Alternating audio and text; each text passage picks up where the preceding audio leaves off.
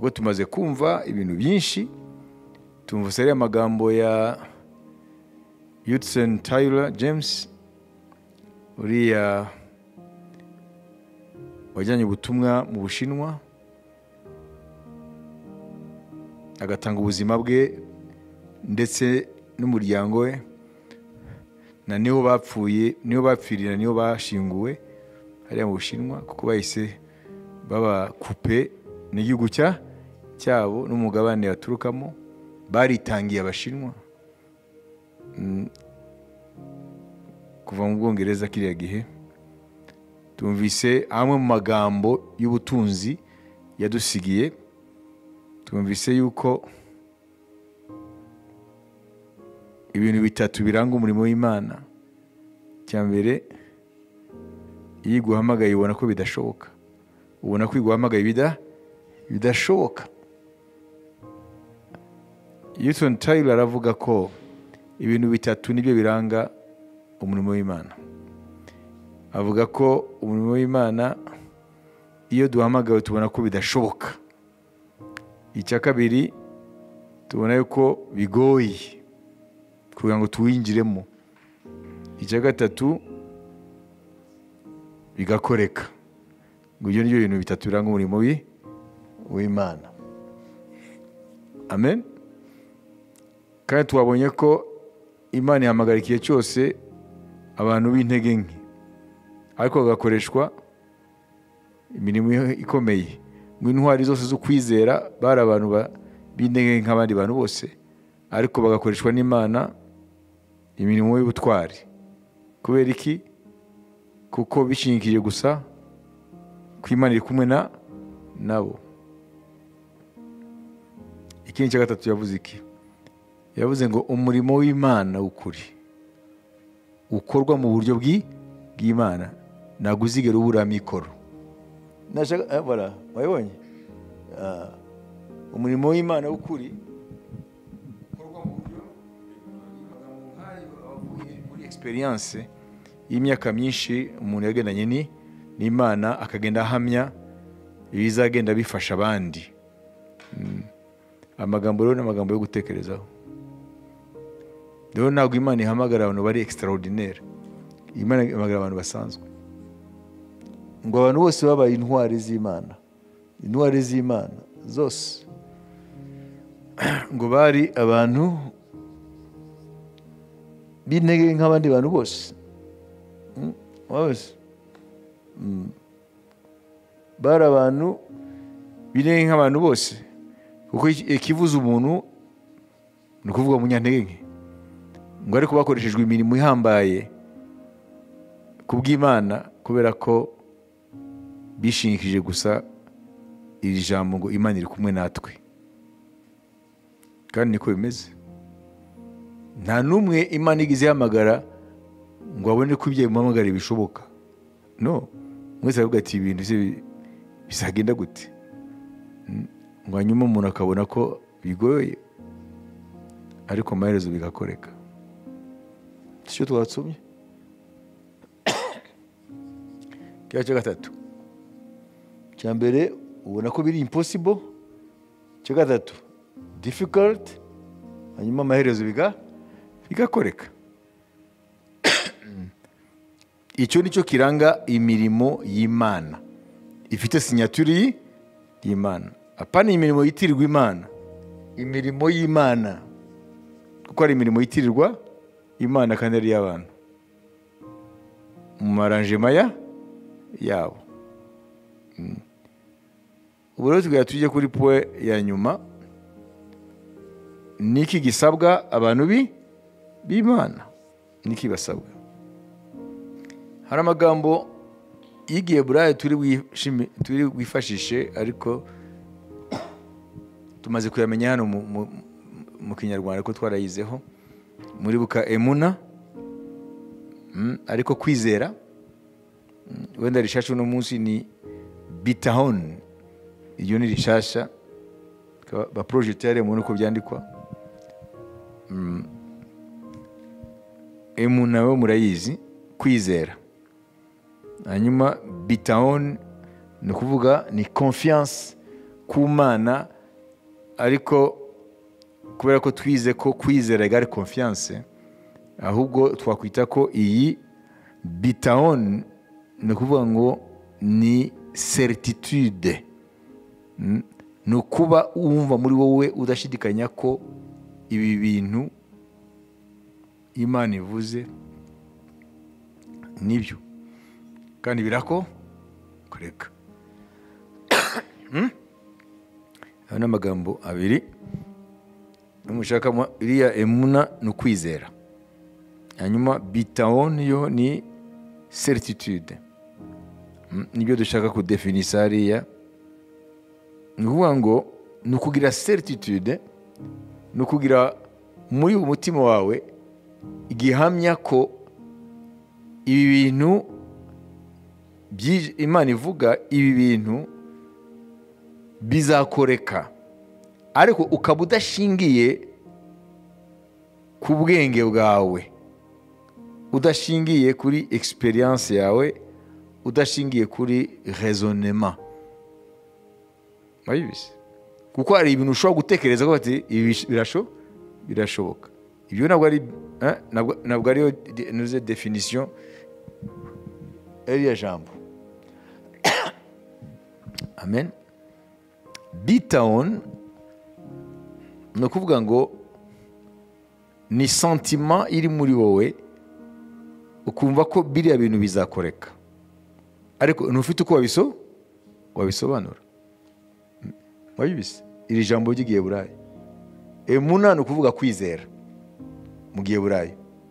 Bitaon ni ukuvuga ngo sinzi ko nabisobanura, ariko numva ko biriya bintu bizaba. Uko nabwo ari kwizera, ari aho bihuriye kandi ari aho bitandukaniye. Umva, kwizera ni confiance kw'Imana ibyo ivuga bikoreka. Iriya bitaon niyo noneho ni gihamya mu mutima wawe yuko biriya bintu numva muri gihe ko bizakoreka, ariko ukaba udashobora kubisobanura mu bwenge bwawe, kuko ntabwo bishingiye kuri fact, ntabwo bishingiye ku bintu ushobora kudemontra, ariko hari ikintu muri wumva kugira ngo biriya bintu bizaba. Itandukanizo muraryumva? Kimwe gishobora kwitiranwa n'ikindi, ariko siko bimeze. Niko kuri twize hano yuko bamwe bafata esperance bakayivanga no kwizera. Kwizera n'ibyiringiro kandi biratandukanye. Ari aho bihurira, ariko biratandukanye, ntabwo biri synonyme. Ibi rero nibyo bisabwa umuntu w'Imana kuba afite. Akwiye kuba afite kwizera, ariyo emuna. Amen. Akwiye kuba afite bitaon, ni ukuvuga kwizera birasabwa ko uwahamagawe n'Imana ngo akorere Imana akwiye kuba afite kwizera. Kandi kwizera twabonye ko usibye ibisobanuro ijambo ry'Imana ritanga ubwayo, definition Waheburayo 11:2, twabonye ko ari definition iri simple. Itangiriro 15:6 ngo Abraham eut confiance en l'Éternel et cela lui fit imputer à justice. Abraham agira confiance ku Mana, ayibarwa nk'ukiranuka. Ngo kwizera niko confiance ku Imana itabeshya. Hanyuma iriya rero bitaon iriya ni ukumva ko biriya bintu bizashoboka, ariko sivite icyo nakwishingikiriza ngo bisobanure. Mwabise? Niyo mpamvu nabyise certitude, ariko certitude non rationnelle. Certitude idasobanura n'ubwenge. Abantu b'Imana b'ukuri ibyo bintu bibabamo, kuko bitabayemo ntabwo bashobora kwinjira mu murimo w'Imana. Nk'uko uriya nuze James Houston Taylor yabivuze, ngo icya mbere ubona ko biri impossible ibyo Imana iguhamagariye, icya kabiri ukabona ko bidashoboka, icya kabiri ukabona yuko bigoye, icya gatatu bigashoboka. Rero udafite rero biriya bintu ntabwo wabishobora. Urabona ko mu Giheburayo bo binjira mu gitekerezo bakinjiramo cyane. Ni ukuvuga ngo ni ukuba muri wo harimo certitude. Certitude, ukumva ko kiriya kintu kizakoreka, biriya bintu Imana yavuze bizaba, biriya bintu numva mu Mana bizaba, ariko ukaba udafite muri uwo mwanya ibintu wahagararaho ngo bisobanure. Iyo niyo yitwa bitaon. Ntabwo bihagaze kuri logique. Ni ukuvuga ko tutabifite natwe tugira ubwoba nk'abandi, ukumva ko nubwo biriya byago byatera, numva ko Imana izandokora, Imana izandinda, ariko umwanya we ntushobora gusobanura kuko ntabwo biratera, ibibazo ntabwo biraba, ariko muri ukumva ko wowe uzarokoka. Wabibise? Iyo rero ni iki? Ni bitaon. Bitaon rero ivoma muri emuna. Ni ukuvuga ngo iriya certitude, kiriya gihamya wumva muri wowe ko biriya bintu bizaba, bivoma mu ijambo cyitwa kwizera. Ntabwo ushobora kugira kiriya cya kabiri udafite icya mbere. Ukwiye kuba ufite kwizera kugira ngo noneho kiriya gihamya k'ibintu utarabona ukabyiringira bivoma. Niyo mpamvu no muri ya definisiyo y'Imana Abaheburayo 11:1 Imana ibanza ngo kwizera ni ukumenyera udashidikanya ibyiringirwa ko bitazaba. Bivuga ngo ibyiringiro bivoma mu kwizera. Kwizera niyo soko y'ibyiringiro. Amen. Iyo abantu b'Imana batagifite kwizera, n'ibyiringiro ntabyo bagira. None se iyo Imana ivuze Luka 18:8 ngo ese umwana w'umuntu nagaruka azasanga kwizera mu isi, none ni kuvuga iki? Bivuga ngo kubera ko isi ya none yatakaje kwizera mu Mana, nta byiringiro bafite. Turapfuye, turashize, niko abantu bavuga abari ku isi. Iyo dutakaje kwizera, dutakaza isoko y'ibyiringiro. Umuntu w'Imana rero, Imana imuhamagaye, akwiye kuba afite kwizera, akwiye kuba afite ibyiringiro. Hano muri iyi sansi ya bitaon mu Giheburayo ni ukuvuga ni gihamya yuko nta kabuza biriya bintu bizaba. Haba ibintu Imana ivuga mu ijambo ryayo, haba ibyo wizera mu Mana. Noneho haza rero ikibazo ki? None se kwizera iriya emuna mu Giheburayo na biriya byiringiro, tubyite byiringiro, iriya certitude idahagaze kuri rationalisme, ntabwo biri rationnel, ntabwo byumva, ni ibintu biri rationnel ariko urumva ko bizaba. None umuntu w'Imana bivana he? Twumvise kare ko iyo Imana ihamagaye umuntu ntabwo imuha ibintu bifatika materiel physique.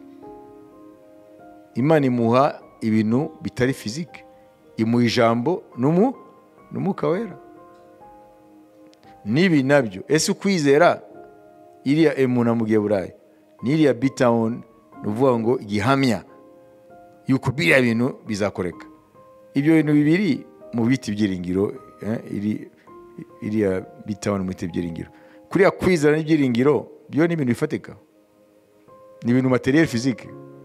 Nguragenda ubikure hariya kwa Rando.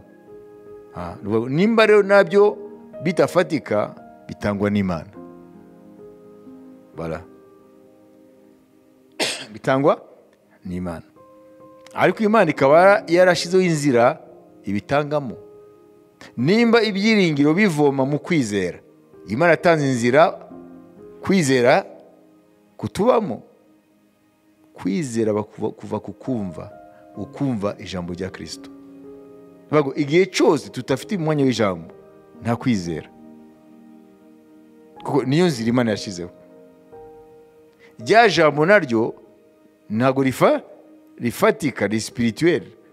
Niyo mpamvu ribyara, amen, kuriya kwizera, hanyuma ukabyara n'ibyiringiro. Noneho ibindi rero bifatika biva muri ibyo. Ya mikoro twavuze ngo azava he iyo Imana iguhamagaye, ava muri ibyo. Ava mu kwizera, akaba no mu byiringiro. 10:17 muzajye murisubiramo kenshi kenshi. Abaroma 10:17. Dore kwizera guheshwa no kumva kukazanwa ijambo rya Kristo. Amen. Amen.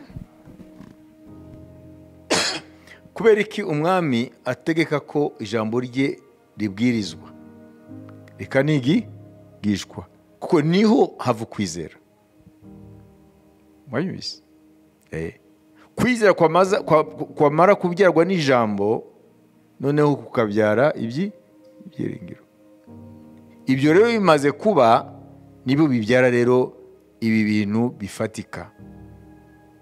Bibiliya Icyongereza iravuga ngo ukwizera ngo ni substance. Faith is the substance of things hoped for. Ngo kwizera ni substance y'ibintu wiringira. Ngo biriya bintu wiringira nuko bitaraba. Ariko iyo ufite kwizera ufite substance yabyo. Ufite substance yabyo. Murumva? Hari ibintu na substance yabyo. Substance y'ikintu, amen, nicyo cyakintu. Umunyabwenge Aristote aravuga ngo substance, la substance d'une chose, c'est ce qui ne change pas dans la chose malgré les changements que la chose pourrait subir. Substance y'ikintu ngo ni igisigara cy'icyo kintu nubwo cyanyura mu bihindagurika byinshi. Nubwo ikintu cyahindagurika inshuro zingahe, substance yacyo ntihinduka.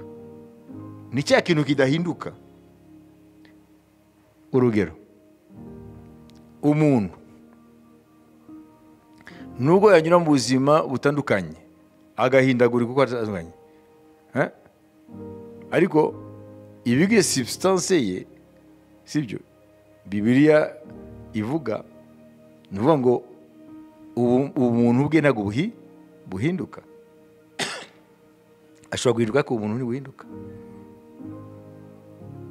aguma ari umuntu, ntazigira yitwa ikindi. Nashaka kubaza, kuba twaragiye ku kwezi twaretse kuba abantu, kuba twaravuye mu buzima abakera bari barimo badafite amazi meza, badafite amashanyarazi, badafite iki, badafite interinete, twebwe turi abantu kurushabo, twese dusangiye umuntu. Ni ukuvuga ngo iyo ni substance idahinduka. Substance y'ikintu nicyo kintu by'ukuri. None nimba kwizera ariyo substance y'ibintu twiringira, ni ukuvuga ngo ufite iyo substance afite bya bintu. Ni ukuvuga ngo ufite kwizera afite bya bintu byiringirwa, kuko afite substance yabyo. Na niyo mpamvu Yesu avuga aya magambo, reka tuyasome muri Luka. Amandazi ava mu ki? Ifarini gusa? Ni iki? Oya, mubivuge byose abazi amandazi. None igihe mfite amavuta hano, mfite ifarini hariya, mfite n'ibiki mwavuze bihari, sibyo? Mfite amandazi. Abo? Nta mandazi mfite? Mwebwe nakwizera mugira? Nta mandazi ufite? ni ukuvuga ngo ariya mandazi ari mu iduka, sibyo, substance yayo ni biriya. Ubifite rero nashaka agende atere umupira azi yuko afite amandazi, nagaruka aravuga ati uyu munsi ndarya amandazi. Wabizi kuko afite substance y'ayo mandazi. None Bibiliya rero y'Icyongereza iravuga amagambo, umviriza, iravuga amagambo, umviriza, ubwo ni Abaheburayo 11:1, sibyo? Now faith is the substance of things hoped for, the evidence of things not seen. Nivuga ngo kwizera ugufite afite substance cyangwa substance ya bya bintu yiringira.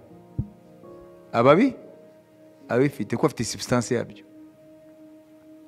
Aritega amandazi ku meza ariko afite ifarini ibikora amandazi arabifite. Iyo ufite kwizera uba ufite bya bintu wiringira kubona kuko ufite substance yabyo. Imana ishimwe. ariko ndababwira yuko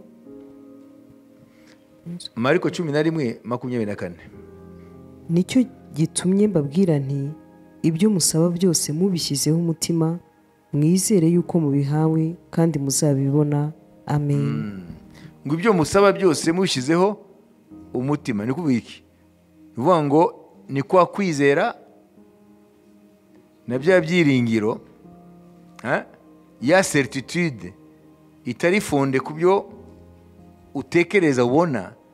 Ushobora kuvuga ati ngibiriya, ngo ibyo musaba mushyizeho umutima, amen, ngo mwizere ko mwabihawe muzabona bikoreka. Twavuze none se mumva yavuze iki? Aravuga ngo usengana ukwizera afite substance ya bya bintu ari yiringira kubona, biri asengera kuko afite substance yabyo. Kwizera kuri muri amasengesho urasenga biguhesha substance ya biriya bintu, asigaye gusa ko ubibona. Abibise ni dufata idefinition yuko faith is what? Atwiki the substance of things hoped for. Nivuga ngo ukwizera substance muri la définition Aristote ngo la substance d'une chose c'est ce qui ne change pas malgré les différentes transformations ou changements. Nuko ikintu cyahinduka ngo kidahinduka, icyo kidahinduka nibyo Aristote yise substance. Wabizi? None rero niba mfite substance y'ikintu ngo mba mfite cya kintu, kandi jamwe baratubwiye ngo kwizera rero ngo niyo substance ya bya bintu twiringira. Niyo mpamvu Yesu avuga ngo nimba urasengera inzu n'urugero yo kubamo, ugasengana udashidikanya, ufite kwizera n'ibyiringiro, ntabwo yavuze ngo wowe utangire unezerwe nubibona, ngo ahubwo ngo wizere ko wabihawe.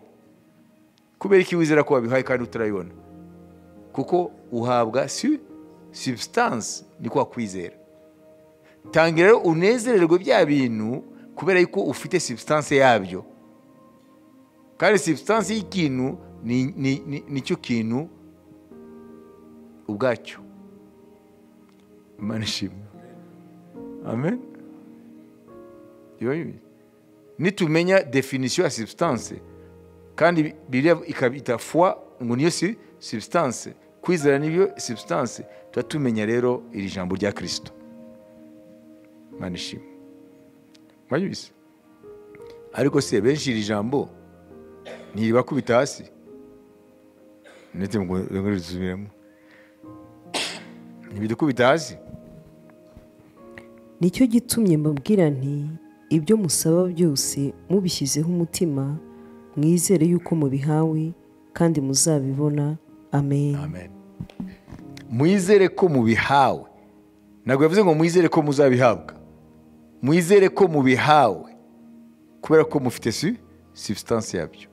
Substance murayifite. Kandi substance y'ikintu nicyo kintu. Bakakwereka zigote. Nuvuga ngo urubuto rw'umugabo n'umugore byahuye, byabyaye selule ya mbere izavamo umuntu. Iyo urebye iriya zigote, wowe wavuga ngo dore kiriya kigabo, dore uriya mudamu.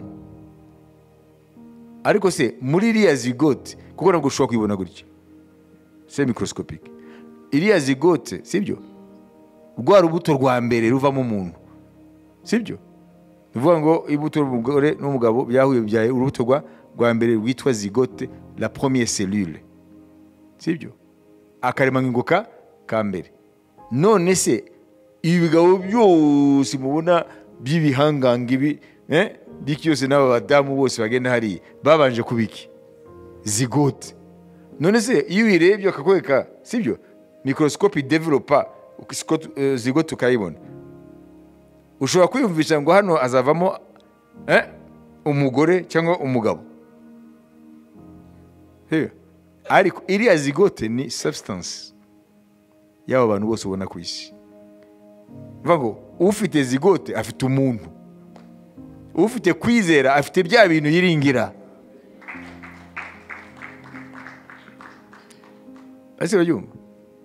Bivuga ngo wowe uri hano nanjye twabanje kuba zigote, twabanje kuba akabuto katanaboneka n'ijisho keretse ibyuma kabuhariwe bidevelopa inshuro zingahe akantu gato.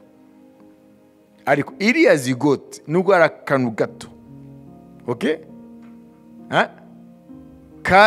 kaba karimo ibintu byose umuntu muzima afite. Karimo amatwi, karimo amazuru, karimo amaso, karimo ibirenge, karimo ibintu byose. Nimba ari umudamu karimo amabere, nimba ari umugabo karimo ubwanwa, byose biri muri kakazigote. Asigaye icyo bita deployement, kugira ngo kazagende kakura zigote igende ikure igere igizitwa embryon, hanyuma ikure izagire fetus ive umuntu. Ariko ibanza kuba zigote. Ni Yesu bavuga rero, ufite kwizera, amen, nimba ari substance y'ibyo yiringira, already ako kanya afite bya bintu.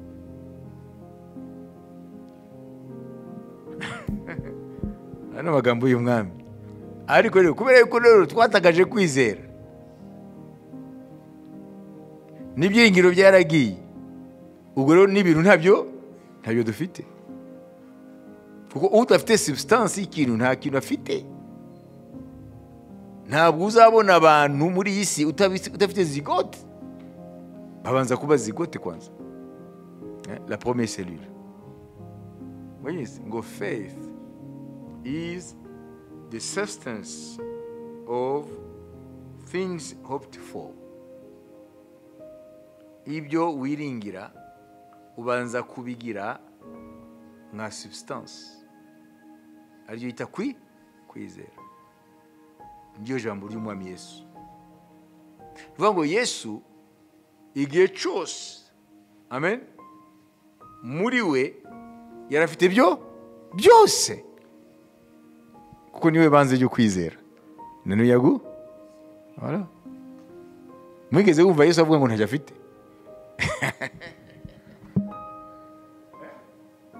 Mwigeze mubona afite za rukururana? Ariko yarafite byose. Reka dusome ijambo ry'Imana, ibice 2 ku murongo wa 10. Some. Kandi mwuzuriye muri we, ari we mutwe w'ubutware bwose n'ubushobozi. 2:10. Comment ça? Byeramwe ngo vous avez tout pleinement en lui. Abakolosayi 2:10. Wenda wowe ni 11 simbizi. Mufite byose muri we.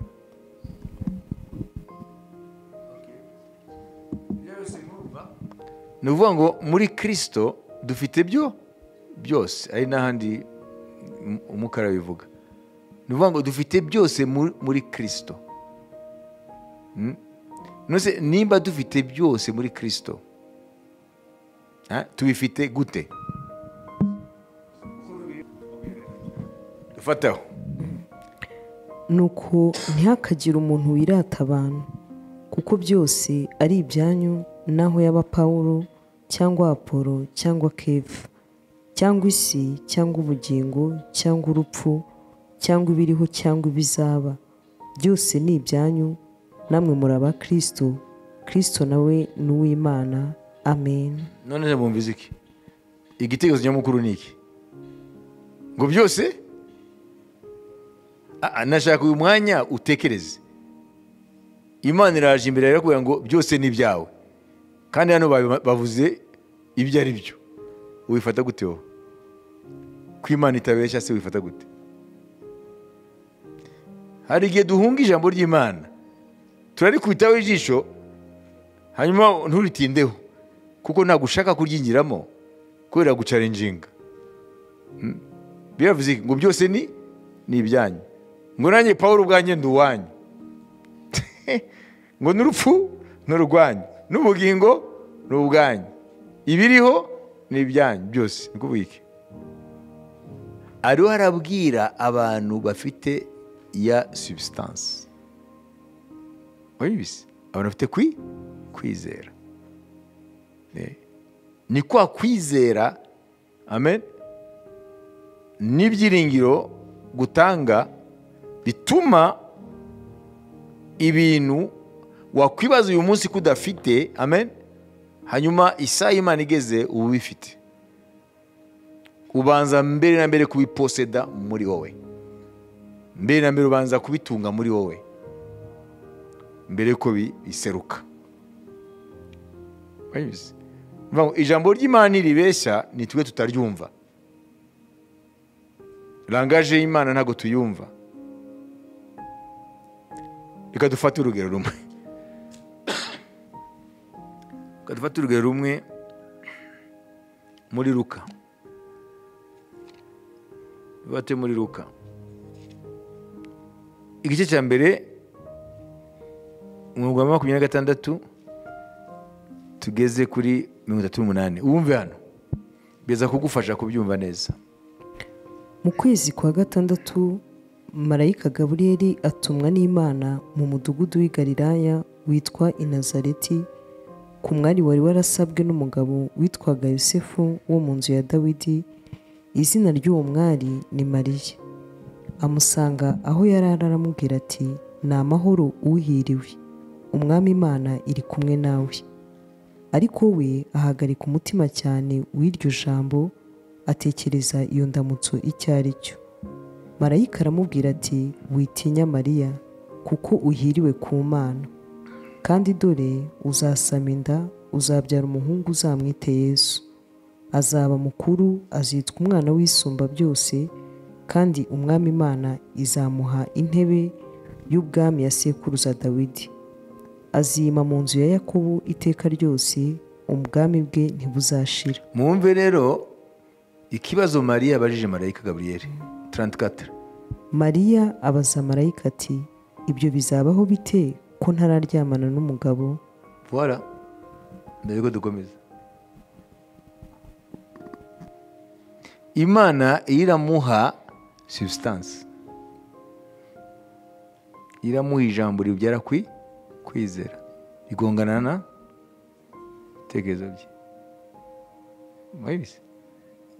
Na niyo mpamvu Bibiliya tubwira ngo byose ni ibyanyu, ariko twebwe tugasanga ubwenge bwacu batubwira ngo ariko se ni ibyacu gute ko ntabyo mbona, hari ibyo mbuzi. Kandi mwenye rya jambo rya mbere ngo vous avez tout pleinement, mumuzu muzuzo, apana ibicagase. None n'ibicagase nabyo bimwe ntabyo dufite. Marayika arakomeza aramusobanura rero iyo mvugo ye. marayika aramusubiza ati umwuka wera azakuzaho n'imbaraga z'isumba byose zizagukingiriza, nicyo gituma uwera uzavuka azitwa umwana w'Imana. Amen. Amen. Kuri 38. Kandi dore mwene wanyu Elizabeti nawe afite inda y'umuhungu yo mu zabukuru, uwitwaga ingumba, none uku ni ukwezi kwe kwa 6, kuko ari nta jambo Imana ivuga ngo rihere. Mariya aramubwira ati dore ndi umuja w'umwami Imana, bimbere uko uvuze. Nuko marayika amusiga haragenda. Amen. Twese amen. Mwanyumvise? Ni ukuvuga ngo rero ufite ijambo ry'Imana koko, amen, rifite umurimo wo kurema kwizera. Kubera ko kwizera twakwise substance, giswe substance. C'est twabivuze ni bibiri bivuga. Ayobora 11:1. Kandi twabonye ko substance y'ikintu nicyo cya kintu. Nimba Imana yavuze ngo uzasama inda, uzabyara umwana w'umuhungu, nawe aravuga ati sinigeze menya njyabana n'umugabo. Bibise kuko niyo nzira normal yo gusama. None arambwira ibyo gusama kandi nta mugabo ndaryamana nawe. Bibise marayika uri arambwira ati rero ijambo ry'umwami Imana iyo rikujeho, amen, riraza rizanye bya bintu ryavuze. Uryakira rero, amen, rirarema muri we ukwizera, kuko kwizera kuva ku kumva ijambo rya Kristo. Noneho uko kwizera kubayeho uba ufite substance ya cya kintu wiringiye. Yumvise? Nitumetiriza tukamenya ila definition ya Aristote ibyeke substance. Substance y'ikintu. Ni substance y'ikintu ni ikintu kidahinduka muri cya kintu nuko cyanyura mu machangement menshi, cyo nago gihinduka. Urayibona he? Mbere ko Yesu avuka mu nda ya Mariya yari Imana iteka ryose, sibyo? None amaze kwiyenkarana mu mubiri wa kimuntu yaretse kuba Imana. Ese yaretse kuba Imana kubera iki? Na nibyo théologie ivuga ngo le fils est consubstantiel du père. Ngo basangiye akamero. Muri Katolika babisobanura cyane iyo bavuga Eucharistia, sibyo? Consubstantiel. Ntabwo bumva ijambo substance. Ngo basangiye substance. Malgré que Imana yagiye mu cyiciro cyo kuba umuntu, amen, bwa bumana bwayo ntibwahindutse kuko ni substance. Ngo nawe yarasanye akamero k'Imana. Nimumva? Nivuga ngo Kristo nubwo yarataraba umuntu yarasanye akamero k'Imana. Abaye n'umuntu tubyite transformation, ariko afite ni incarnation. Amaze kuba n'umuntu ubumana bwagumwe rwa wundi bwamugumyemo. Rero iyo ufite substance, ufite ikintu, ufite cya kintu, amen, umuntu wese atangira kuba zigote kakabuto akazavamo umuntu. Nta bindi uramupompamo nyuma ngo babishiremo. Kakazigote kuzuyemo umuntu iyo umugize wese mu mezi 9 amaze kuba umuntu nawe agafata ishusho y'umuntu. Nta bindi baza kuzana kuri zigote ngo bashiremo kugira ngo abe umuntu. Nivuga ngo iyo ufite rero kwizera, kandi kwizera kubyagwa n'ijambo ry'Imana, amen, kukabyara ibyiringiro. Kandi definition tumvise ko kwizera ni substance y'ibintu umuntu yiringira, uba ufite bya bintu. Nivuga ngo tumenye ijambo ry'Imana icyo rivuga by'ukuri, twasanga twarataye igihe tuvuga ntago mfite ibi kandi tubifite, ahubwo hasigaye gusa ko kuriya kwizera n'ibyiringiro dufite muri ya definisiyo mvuze emuna n'iriya bitawuni, ni ukuvuga ngo ni certitude, ni igihamya muri wowe udashobora gusobanura ko kiriya kintu kizaba. Iyo rero ufite biriya bintu bibiri twavuze, kwizera n'ibyo byiringiro ko tushyire muri ya certitude, ni ngombwa ibyo bintu igihe kigeze biraba. None se Mariya igihe kigeze ntabwo yabyaye Yesu? None se yavuye he? Yigeze ajyamana n'umugabo mbere ko Yesu avuga? No. None se yavuye he? Rya jambo ryaremye muri we none bibyara ijambo yavuze muri 38. Yavuze iki? Uvuga 34 ni unavuga 38. Reka dukompare ijambo Mariya yavuze 34 turi kompare n'ibyo yavuze 38. Muhite mureba rero akamaro k'ijambo ry'Imana. Mariya aramubwira ati dore ndi umuja w'umwami Imana. Dutangire mbere. Mariya abaza marayika ati ibyo bizabaho bite ko ntararyamana n'umugabo?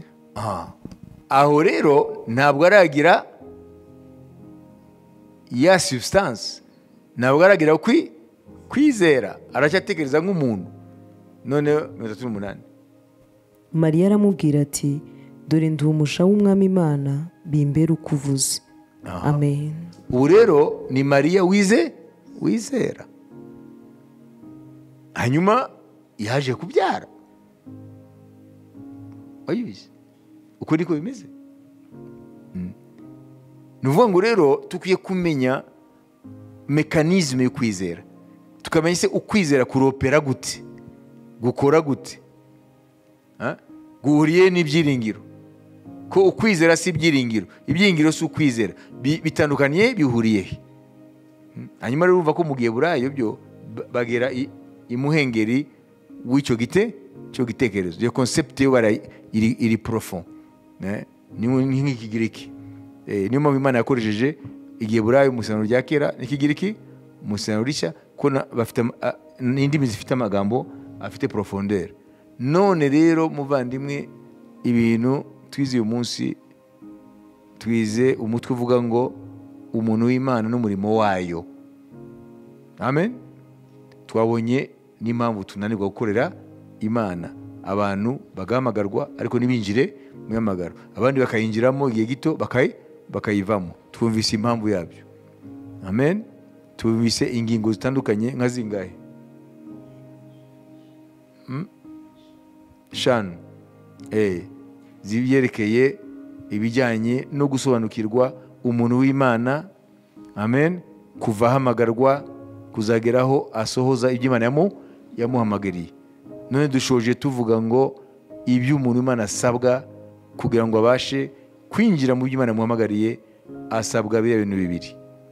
Asabwa kwizera, agasabwa n'ibyiringiro, ariko twabivuze muri sense ya certitude cyangwa gihamya yuko biriya bintu ngo ntabibona, ntabyumva, ariko mu mutima numva ko bizashoboka.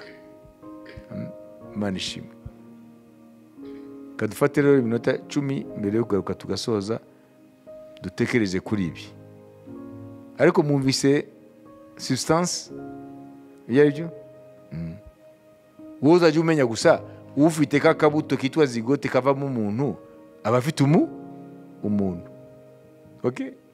Kuko nta bindi bintu bashiramo. Ni kara nyine kavamo umuntu. Akabuto k'umugabo n'umugore yo gahuye kabyara serire ya mbere yitwa zigote, akaremangingo. Ako niko kazagenda gakura kavemo umuntu. None se nivuga ngo rero ufite kwizera afite bya bintu yiringira. Gusa ni kibazo kigiye cy'Imana ngo bya bintu bifata ishusho none ubibone. Amen. Hanyuma muratangira rero kuba abantu batura ibintu bikaba. Niyo ntego rero y'iyo point ya nyuma. Mukiye kuba muri abantu mwatura ibintu bikaba mu izina rya Yesu. Ariko urugendo mwagumvise. Tukwiye kubanza kuva muri Luka 1:24 imvugo ya Mariya, tugaruhuka tugeze muri Luka 1:8 noneho tugakikira rero umwana wavuzwe. Amen. None se Mariya ntiyerekanye umwana? None se abantu ntibacyanganyukiwe kuko nta mugabo yigeze, nta maragere wakore. None niyo mpamvu Mariya yabaye ikibazo muri sosiyete y'icyo gihe. Nawe rero iyo ufite ibyo bintu rero, amen, uzana urujijo mu bantu kuko barabona ibintu biba birisuka. Hadi dore bya bintu se bite byabyo. Mwabizi?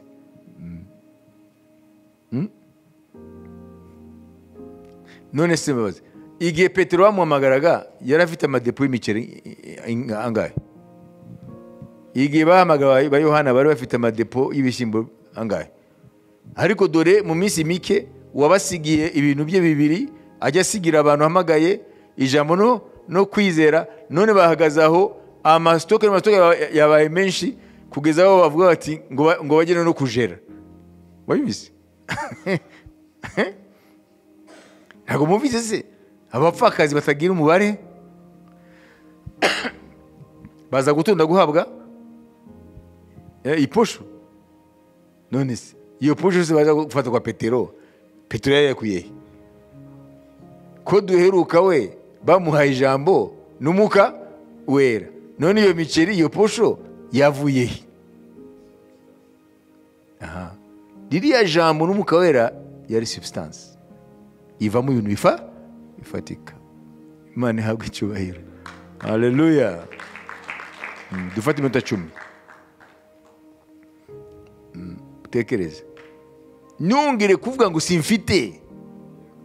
Ibyo nibyo gica ibintu.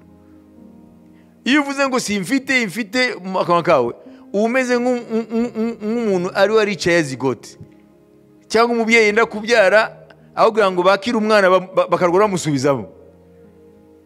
Si ikibazo. Wowe urwana usubiza umwana aho yavuye kandi ashaka kuvuka. Si ikibazo.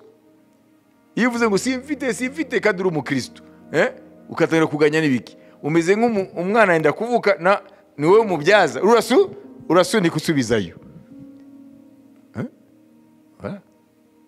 Niko bimeze.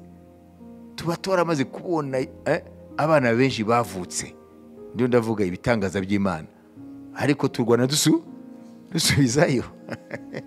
Imana idufashe. Tuga dusoze ku magambo. Uyu munsi twigishijwe ku magambo menshi abahamya bw'umwami Yesu bagiye badusigira, kubera ko niryo somo ry'uno munsi, umuntu w'Imana n'umurimo wayo. Sadhu Sundar Singh, uwo ninde? Yavuze iki? Sadhu Sundar Singh yavutse mu 1889. 1889, hanyuma aburirwa irengero.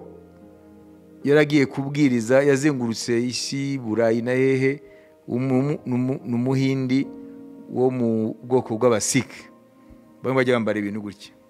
Nigeze kubabwira ubuhamya bwe, ukuntu yabwiye ati Imana iza kunyereka niyo Mana. Yaragiye kwiga, sibyo nabimwe. Hanyuma Yesu akamuyereka. Hanyuma kuva icyo gero abo mu bwoko bwe bagamira kumwica. Atangira kugenda ijya no hino, ahere mu Buhindi no muri Aziya no mu Burayi, agenda abwiriza ubutumwa bwiza bwa Yesu Kristo. Bumva yari umusike muri za mana zabo. None Yesu we ntabwo yabwirijwe gutya, Yesu yaramwiyeretse. Hanyuma noneho atangira kugenda yabwiriza Yesu, Imana imukoresha n'ibitangaza n'ibimenyetso. Noneho arangije hose mu za Burayi, agaruka muri Aziya.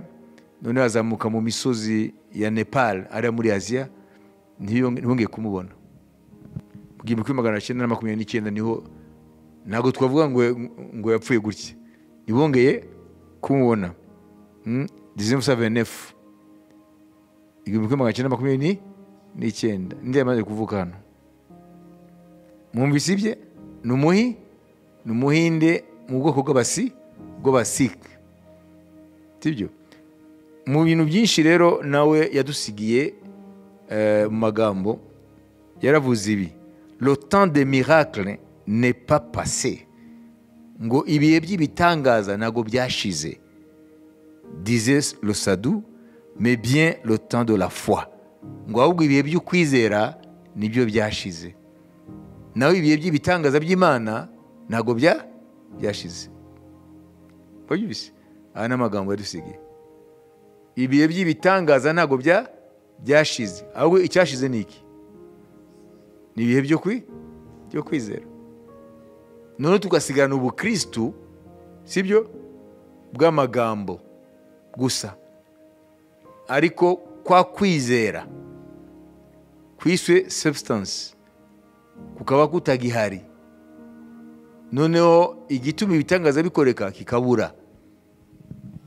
Nijyo kimwe mu murage yadusigiye, ni iri jambo rikomeye.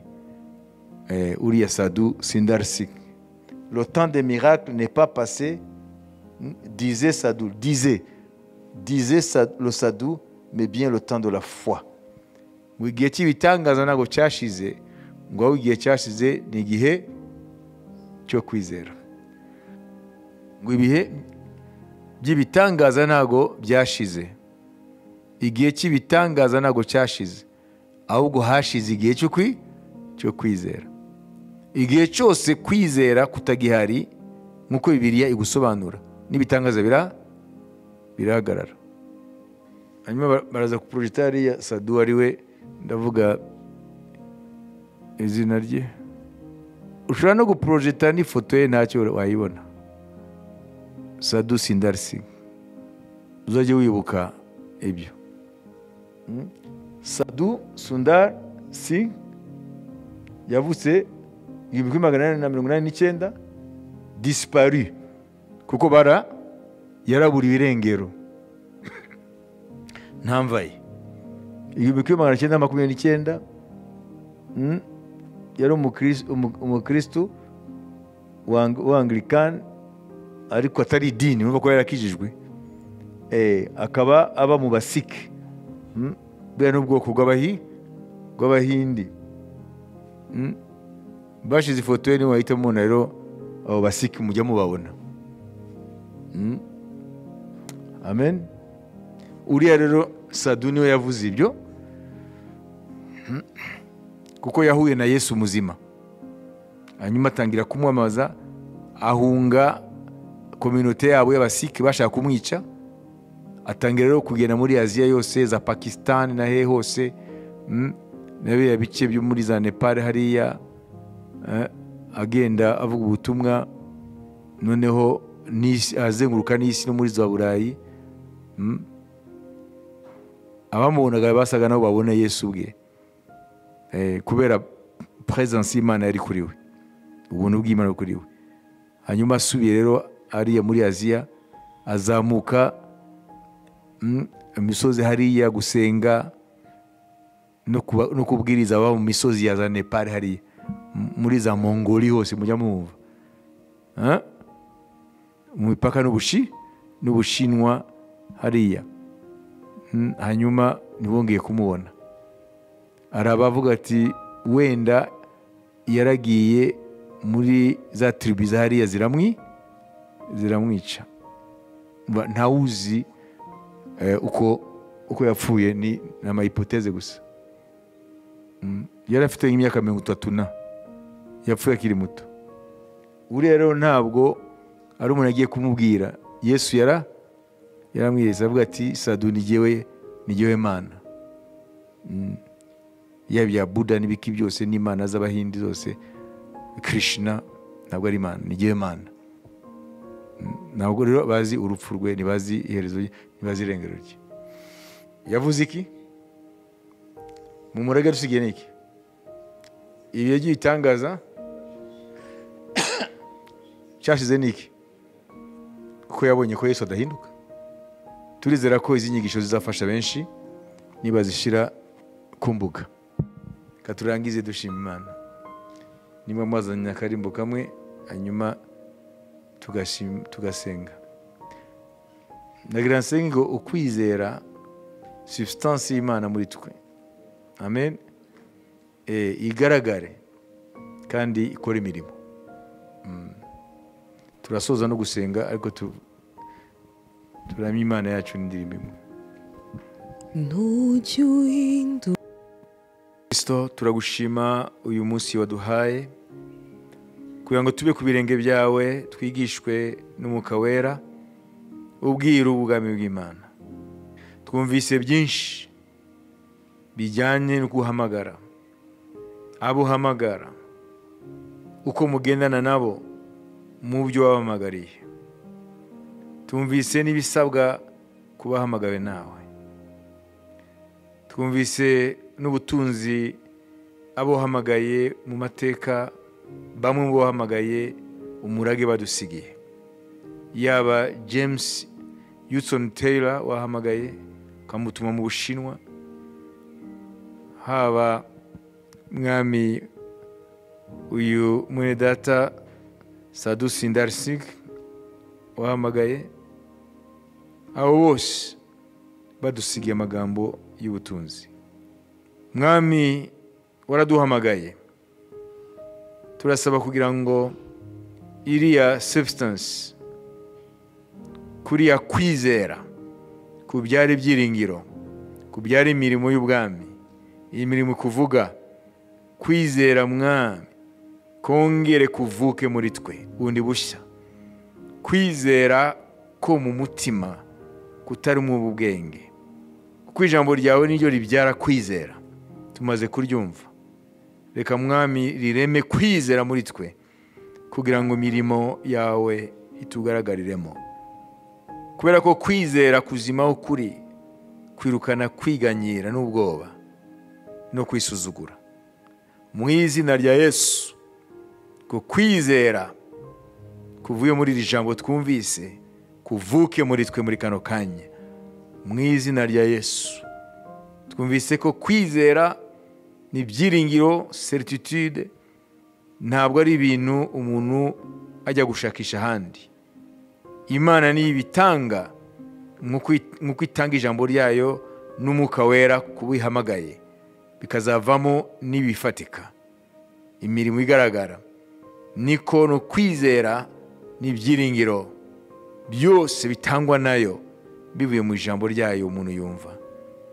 Urakoze Mwami, ari twebwe twayumvise aya magambo kuva mu gitondo, arabazakomeza kuyumva binyuze ku mbuga nkoranyambaga z'itorero, kuri internet. Reka aya magambo y'uno munsi Mwuka Wera uyaherekeze kugira ngo uyakoreshe mu kurema kwizera ku bantu bose bazagibwaho n'aya magambo. Nkuko Sadhu Sundar Singh yavuze ngo igihe cy'ibitangaza ntabwo cyashize, ahubwo igihe cyo kwizera nicyo cyashize mu bantu. Reka Mwami tugaruke mu bihe byo kwizera, mu izina rya Kristo Yesu, amen.